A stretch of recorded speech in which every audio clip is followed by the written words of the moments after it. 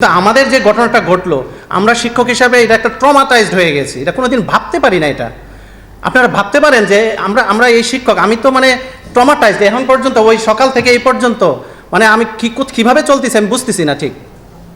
এর মধ্যে মানে আপনি যেটা বললেন যে আমরা কথা বলার স্বাধীনতা বা এরকম এই জিনিসগুলো আস্তে আস্তে সব বেরিয়ে আসবে যদি কেউ থেকে থাকেন, অবশ্যই বেরিয়ে আসবে। আমাদের সর্বশেষ তো আমরা এই ঘটনার বিচার চাই, এবং বিচার না হওয়া পর্যন্ত আমাদের বিশ্ববিদ্যালয় ক্যাম্পাস লকডাউন থাকবে একদম কমপ্লিটলি। আমরা কেউ ক্লাসে যাব না, কেউ পরীক্ষা নিব না, কেউ কোনো ধরনের কোনো একাডেমিক কার্যক্রমে অংশগ্রহণ করবো না। এই পর্যায়ে যদি আমাদের ছাত্র প্রতিনিধি আছে, ছাত্রদলের সেক্রেটারি আছে, ও যদি কিছু বলতে চায় বলতে পারে।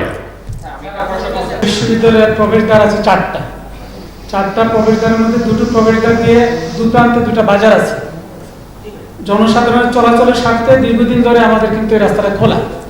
আজকে নিরাপত্তার প্রয়োজনে সেই রাস্তা আমরা বন্ধ রেখেছিলাম, সেই রাস্তাটা জোরপূর্বক তারা কিন্তু খুলে এবং ভিতরে প্রবেশ করে, এবং তারা তৎক্ষণাৎ আমি থানার ওসির সাথে যোগাযোগ করি, পুলিশ ফোর্স বাড়াতে বলি, এবং তারা বিভিন্ন অন্তত বাজারের দিকে তারা একত্র হয়।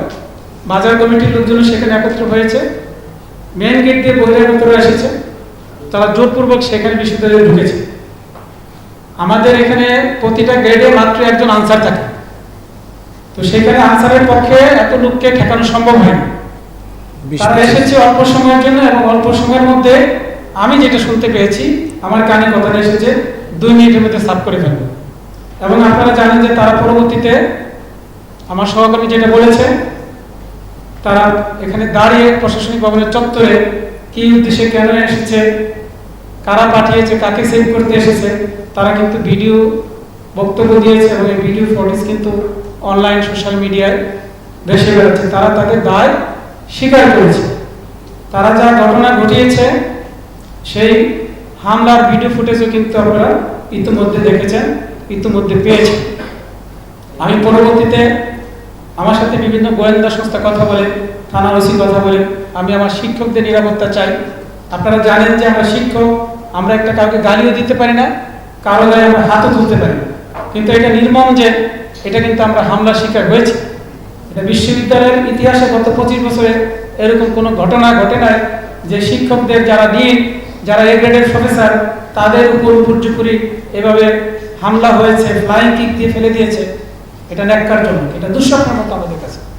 দেখুন, অলরেডি আমাদের ডিন মহোদয়, আমরা যখন ডিন কাউন্সিলের মিটিংয়ে বসেছি, আমাদের ডিন মহোদয়ের কাছে একটা আবেদন এসছে যে আমার শিক্ষকের গায়ে আঘাতের চিহ্ন আর আমরা বসে পরীক্ষা দিব, এটা কখনো হবে না। এবং এই মর্মে তিনি এটা উপস্থাপনও করেছেন, আবার আমাদেরও অপিনিয়ন আমরা দিয়েছি। এই কারণে আমরা এই জায়গাটাতে গেছি। এখন আমার ছাত্র আমার দায়িত্ব, আমার ছাত্রকে কিভাবে, যেমন আমরা যে করোনাকালীন সময়ে যে ব্যাকলগে পড়েছি, আমরা এই ব্যাকলগ কাটানোর জন্য 6 মাসের সেমিস্টারকে আমরা তিলে 4 মাসে এইভাবে কমিয়ে নিয়ে আসতেছি। এই শিক্ষকরাই কিন্তু আমার ছাত্রের জন্য, আমার চেয়ে আমার ছাত্রের প্রতি ভালোবাসা কারো বেশি থাকবে না। আশা করি ইনশাল্লাহ এগুলো কিছুই হবে না। আমরা অতি দ্রুত এই সময় বিচার পাবো, এবং দ্রুতই এটা কেটে যাবে বলে আমি মনে করি আর কি। সুতরাং ছাত্রদের সেশন যাবে, পড়ে যাবে, এই ধরনের চিন্তা কারণ নাই।